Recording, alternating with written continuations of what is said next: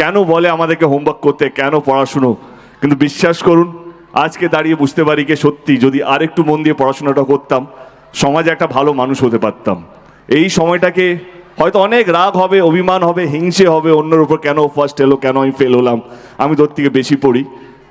বিশ্বাস করুন এই একটা সময়, এই যে 10 থেকে 16 বছর বা 18 বছরের যে সময়টা বয়সের, সেটা ইজ দ্য প্রিমিয়াম টাইম।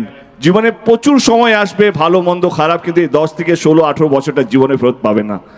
যতটা পারবেন এই সময়টাকে ইউজ করবেন পড়াশোনার মাধ্যমে, কারণ এইটাই ভিত জীবনে বড় হওয়ার, এইটাই ভিত। যদি দিদি হতে চান তো এই একটা সময় আমার মতন বা যত আইপিএস এখানে বড় বড় মানুষরা আছেন মঞ্চে উপরে, যারা আমার চেয়ে অনেক বেশি গুণী, অনেক বেশি সমাজের জন্য কাজ করেন, এইটা হচ্ছে বয়স।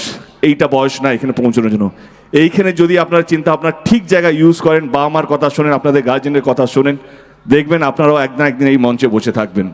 হয়তো আমরা উপরে থাকবো, ওইখানে কোথাও বসে থাকবো, কিন্তু আপনারা এখানে থাকবেন। এইটাই হচ্ছে সেই বয়সটা। যদি এখানে বসতে চান তাহলে এই হচ্ছে বয়স। ধন্যবাদ, থ্যাংক ইউ সো মাচ।